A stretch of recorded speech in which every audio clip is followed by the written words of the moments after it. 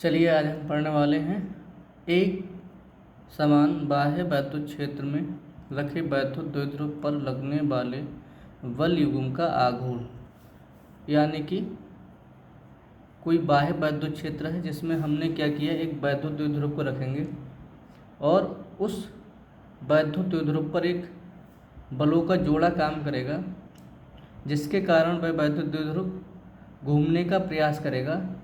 ठीक है ना। तो जैसा हेडिंग है, एक समान बाह्य वैद्युत क्षेत्र में रखे वैद्युत द्विध्रुव पर लगने वाले बल युग्म का आघूर्ण। इसका जो डेरिवेशन निकल के आएगा वह लोग इसको लिखते हैं टाउ से, और पी क्या होता है, पी होता है मोमेंटम और ई क्या होता है इलेक्ट्रिक फील्ड। ओके, ये निकालना है इनका, ये सदिश गुणन। ठीक है ना। तो हम सबसे पहले एक चित्र बनाएंगे और चित्र क्या होगा, एक बाह्य वैद्युत क्षेत्र बना लेंगे। ये मान लीजिए बाह्य वैद्युत क्षेत्र है। ठीक है। इस बाह्य वैद्युत क्षेत्र में इस वैद्युत क्षेत्र के साथ थीटा कोण बनाते हुए एक वैद्युत द्विध्रुव रखेंगे। और वैद्युत द्विध्रुव क्या होता है, वैद्युत द्विध्रुव होता है जिसमें दो बराबर और विपरीत आवेश होते हैं। तो इस तरीके से एक वैद्युत द्विध्रुव रख लिया। ठीक है ना। यहाँ पर मान लिया प्लस क्यू आवेश रखा हुआ है और यहाँ पर हमने क्या मान लिया, माइनस क्यू आवेश रखा हुआ है। ओके, ये दो बराबर और विपरीत आवेश कितनी दूरी पर रखे होते हैं, आपस में 2L दूरी पर रखे होते हैं।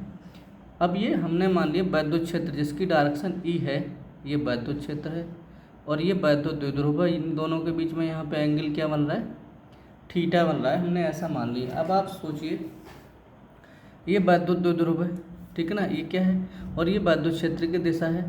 तो अब ये जो समायोजन है, इस पर ये वैद्युत क्षेत्र एक बल युग्म लगाएगा। ये इसको ऐसे घुमाने का कोशिश करेगा। ये सोचेगा कि ये वाला हिस्सा ऊपर को घूम के आ जाए और ये वाला हिस्सा नीचे को, और ये कैसा हो जाए, बिल्कुल ऐसा वैद्युत क्षेत्र की दिशा में सीधा सीधा हो जाए। मान लो ये ए और बी, तो ए बी वैद्युत द्विध्रुव को ये चाहेगा कौन, वैद्युत क्षेत्र, कि ये घूम के जैसा ये वैद्युत क्षेत्र की दिशा है ऐसे आ जाए। मतलब इस तरफ एक बल लगाएगा, ठीक है ना, और इस तरफ भी क्या लगाएगा, एक बल लगाएगा। और ये बलों का काम क्या होगा, इस बल का काम होगा कि ये इस समायोजन को घुमा के सीधा करने का प्रयास करेगा, घुमा के वैद्युत क्षेत्र की दिशा में लाने का प्रयास करेगा। तो चलिए इसकी अगर परिभाषा लिखना चाहो, क्या होता है, वैद्युत द्विध्रुव पर लगने वाले बल युग्म का आघूर्ण। तो आप कह सकते हो कि वह बल युग्म किसी बाह्य क्षेत्र में किसी वैद्युत द्विध्रुव को रखने पर उस द्विध्रुव पर कार्य करने वाला वह बल युग्म जो वैद्युत द्विध्रुव को वैद्युत क्षेत्र की दिशा में लाने का प्रयास करता है, क्या कहलाता है, वैद्युत द्विध्रुव का आघूर्ण कहलाता है। ओके, अगर लिखना चाहूँ तो मैं लिख के बता दे रहा हूँ, या चलिए बाद में लिखते हैं, पहले इसका डेरिवेशन कर लेते हैं। तो हम चित्रानुसार लिखेंगे। चित्रानुसार हम लिखते ही हैं, क्या लिखेंगे, चित्रानुसार, चित्रानुसार, चित्रानुसार वैद्युत द्विध्रुव, वैद्युत द्विध्रुव ए बी को एक समान, भाई जो इसमें लिखा हुआ है वही लिखेंगे ना, एक समान इलेक्ट्रिक फील्ड, एक समान इलेक्ट्रिक फील्ड यानी कि एक समान वैद्युत क्षेत्र में क्षेत्र के साथ थीटा कोण बनाते हुए, थीटा कोण बनाते हुए रखा गया है। अतः वैद्युत क्षेत्र के कारण वैद्युत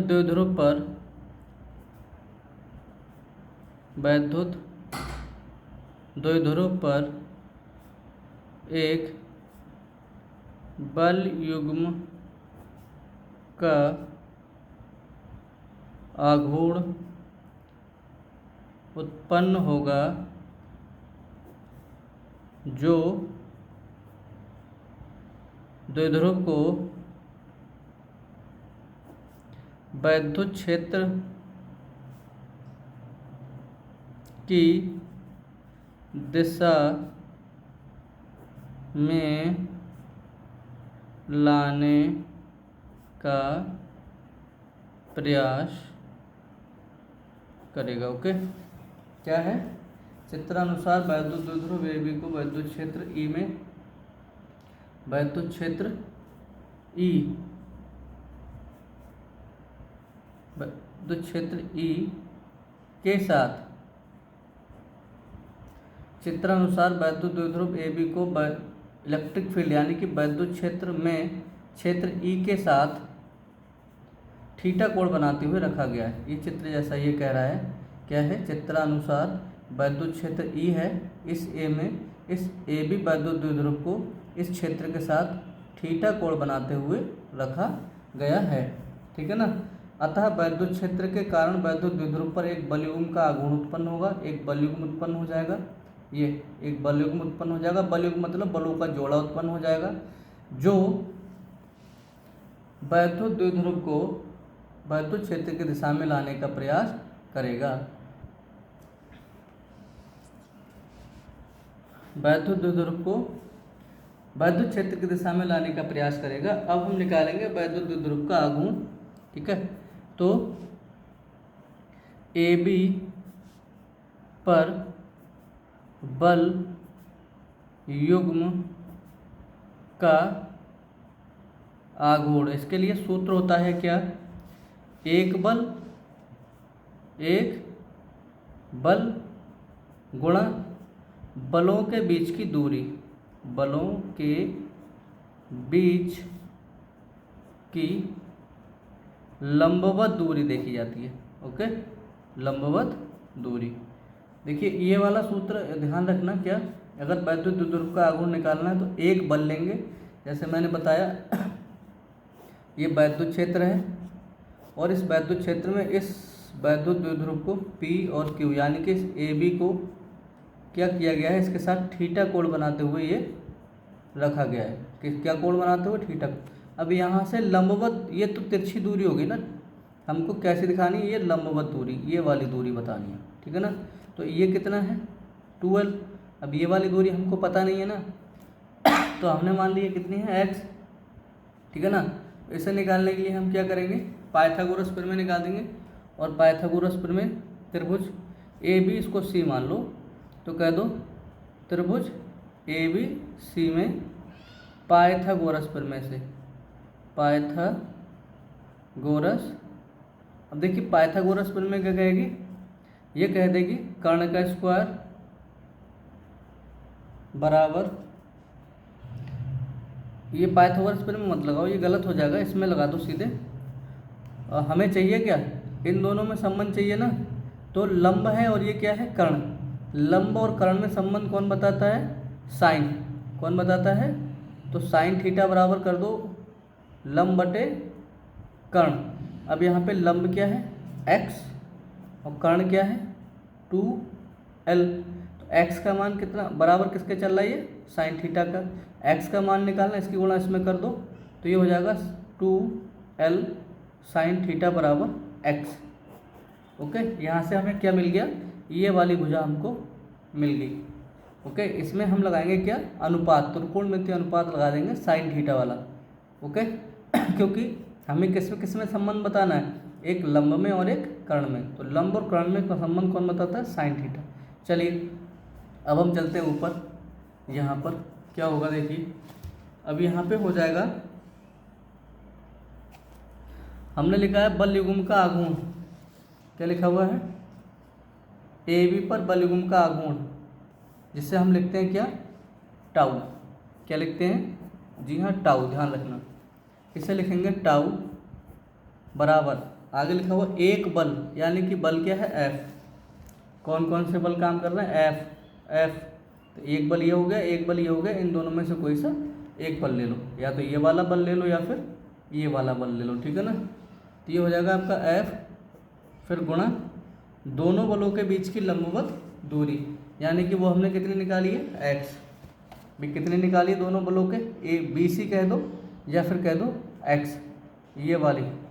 भाई एक बल ये है और एक बल ये है, इन दोनों के बीच की दूरी है ये क्या, x। x का मान कितना आया निकल के, f, और x का मान निकल के आया है कितना, 2l साइन थीटा। कहाँ से आया, ये हमने अभी निकाला था, 2l साइन थीटा। x बराबर कितना है, 2l sine theta, sine theta बराबर करके निकाला था। अब ये किसका मान आ गया, टाउ का मान आ गया। ओके, अब इसमें हम कुछ और बना लेंगे। क्या, इसको यहीं पर रोको। अब देखिए हम निकाल लें इस f का मान। अब f का मान कैसे निकालेंगे, हमने पढ़ा है वैद्युत क्षेत्र,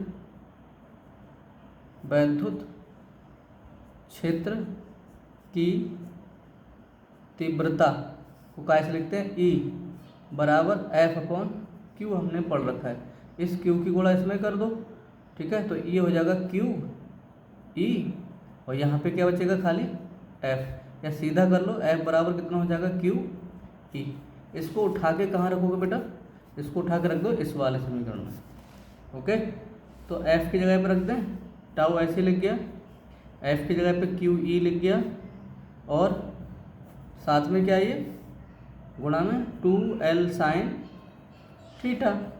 अब यहाँ ध्यान दो भाई, Q को और 2l को इकट्ठा कर लो तो कुछ बन जाएगा, इनको एक साथ ले लेते हैं। तो 2l और Q को लिख लिया, l को लिख लिया। अभी गुणा में आगे पीछे कर सकते हैं ना, जैसे 2 3 और 4, 2 3 6 चौक कितना आया, 24।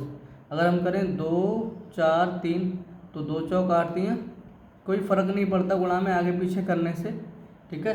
तो ऐसे ही यहाँ पर भी आगे पीछे ये भी गुणा में है सारे के सारे, तो Q 2 और L को साथ कर लिया, और E और साइन थीटा इनको एक साथ कर लिया। अब बेटा 2QL हमने पढ़ा है क्या होता है, वैद्युत द्विध्रुव का आघूर्ण, ठीक है ना, जिसे हम P से लिखते हैं। तो बेटा P बराबर क्या हो जाएगा, 2QL। P बराबर 2QL होता है नहीं होता है, तो यहाँ पे रख देंगे। ओके, इसमें रख दो ये P, यहाँ पे P, इसकी जगह पे क्या रख देंगे, P। तो रखो टाउ बराबर क्या आ जाएगा, टाउ बराबर ये, इसकी जगह पे क्या रखेंगे हैं, ये P यहाँ से, तो ये P हो गया, और ये E हो गया, और ये हो गया साइन थीटा। अब ये अदिश रूप में, इसको सदिश रूप में बनाएंगे तो P क्रॉस E ये निकल के आ जाएगा। ओके, तो ये क्या आ गया, एक समान बाह्य वैद्युत क्षेत्र में रखे वैद्युत द्विध्रुव पर लगने वाले बल युग्म का आघूर्ण, क्या निकल के आया है, बल युग्म का आघूर्ण, जिसे टॉर्क्यू कहते हैं। ओके, एक्सटर्नल यूनिफॉर्म क्या कहेंगे इसे, टॉर्क्यू। इसकी परिभाषा क्या समझ में आई आपको, बताइए क्या समझ में आई आपको परिभाषा। इसकी परिभाषा होगी, P क्या होता है, P होता है वैद्युत द्विध्रुव का आघूर्ण। E क्या है, वैद्युत क्षेत्र की तीव्रता। टाउ क्या है, बल युग्म का आघूर्ण, बल युग्म का, टाउ है बल युग्म का आघूर्ण, ठीक है। P क्या है, वैद्युत द्विध्रुव का आघूर्ण, और E क्या है, वैद्युत क्षेत्र की तीव्रता। तो इसकी परिभाषा क्या निकल जाएगी, एक समान वैद्युत क्षेत्र में रखे किसी वैद्युत द्विध्रुव पर बल युग्म का आघूर्ण वैद्युत द्विध्रुव के आघूर्ण के तथा वैद्युत द्विध्रुव की तीव्रता के गुणनफल के बराबर होता है। एक बार दोबारा समझ लीजिए, बल युग्म का आघूर्ण वैद्युत द्विध्रुव के आघूर्ण के, ये वैद्युत द्विध्रुव का आघूर्ण जिसे P कहते हैं, ठीक है ना। वैद्युत, यहाँ बल युग्म का आघूर्ण, ये ध्यान रखना, ये क्या है, बल युग्म का आघूर्ण है, और ये क्या है, वैद्युत द्विध्रुव का आघूर्ण है। तो बल युग्म का आघूर्ण वैद्युत द्विध्रुव के आघूर्ण तथा वैद्युत क्षेत्र की तीव्रता के गुणनफल के बराबर होता है। ठीक है ना, समझ गए आप। अब आगे चलते हैं, इसकी दो स्थितियां हैं, इस वाले सूत्र को उठाएंगे। ओके, अब स्थिति नंबर 1, पहले उसकी परिभाषा लिख दें। लिख लो भाई, परिभाषा क्या आएगी? वैद्युत द्विध्रुव के बल युग्म का आघूर्ण, वैद्युत द्विध्रुव के आघूर्ण, वैद्युत द्विध्रुव के आघूर्ण तथा वैद्युत क्षेत्र की तीव्रता के गुणनफल के बराबर होता है। ओके, अब हम लिखते हैं इसका case number first. Case first ये कहता है, यदि द्विध्रुव क्या हो, क्षेत्र के कैसा हो, लंबवत हो। वैद्युत द्विध्रुव क्षेत्र के कैसा हो, लंबवत हो, यानी कि थीटा बराबर कितना हो, 90 डिग्री। तब हमने पढ़ा है टाउ बराबर पी ई साइन थीटा, लगा दो। टाउ बराबर पी ई साइन थीटा बराबर कितना हो जाएगा भाई, यहाँ से 90 डिग्री। और टाउ बराबर पी ई गुणा 1, या टाउ बराबर पी ई, अर्थात लिख देंगे हम एक लाइन, अर्थात क्या लिख देंगे, यदि वैद्युत द्विध्रुव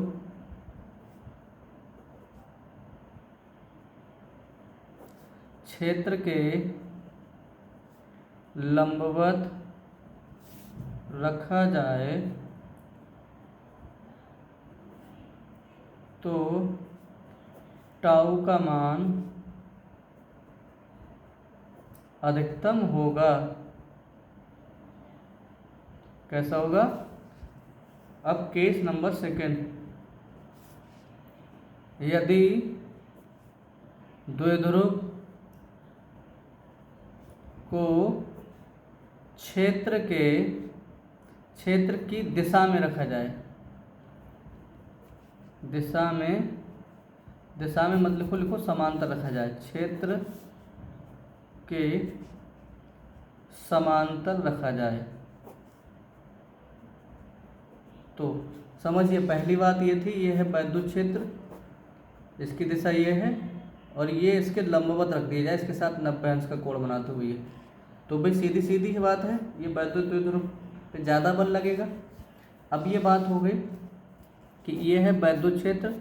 अब जैसा वैद्युत क्षेत्र, वैद्युत द्विध्रुव को भी ऐसा ही बना दिया जाए, इसको प्लस क्यू और इसको इसके समांतर, जैसा ये है ऐसे ही इसकी अक्ष को बना दिया जाए, तब टाउ बराबर क्या हो जाएगा, तब अर्थ रखा जाए, अर्थात थीटा बराबर क्या बनेगा, 0। भाई इन दोनों के बीच में भाई दिशा भी इधर को है और ये भी, ये दिशा है, दो पेन ले लो, ये वैद्युत क्षेत्र की दिशा है और ये द्विध्रुव के रखा गया है, ये दिशा है। तो इन दोनों के बीच कोण क्या है, 0। और एक में क्या था, ये ऐसे परपेंडिकुलर थे, तो कोण कैसा था, 90 डिग्री। कैसा था, 90 डिग्री। अब कोण कैसा है, 0। तो क्या रख देंगे, थीटा बराबर 0। टाउ बराबर पी ई साइन थीटा, यानी कि टाउ बराबर पी ई साइन 0 और पी ई साइन 0 का मान 0, यानी कि ई बराबर 0। यानी कि क्या होगा बेटा, वैद्युत क्षेत्र बल युग्म, क्या होगा, बल युग्म का आघूर्ण 0 होगा। मतलब कोई बल ही नहीं लगेगा तो घुमाएगा कहाँ से। एक एग्जाम्पल आप ठीक से समझ लीजिए, मान लीजिए कहीं नदी बह रही है, उसकी धार में अगर आप डंडा खड़ा करोगे, ठीक है ना, तो क्या हो जाएगा, वो डंडे पे ज़्यादा बल लगाएगी धार, लेकिन अगर उसके समांतर डाल दोगे तो कोई बल नहीं लगाएगी, वो बह के चला जाएगा वैसे ही, ठीक है ना। तो ये था टॉपिक आज का, बहुत अच्छा टॉपिक, टाउ बराबर पी साइन थीटा। मिलते हैं कल नेक्स्ट वीडियो में, और कल करेंगे इस चैप्टर के न्यूमेरिकल। तब तक के लिए दोस्तों नमस्कार।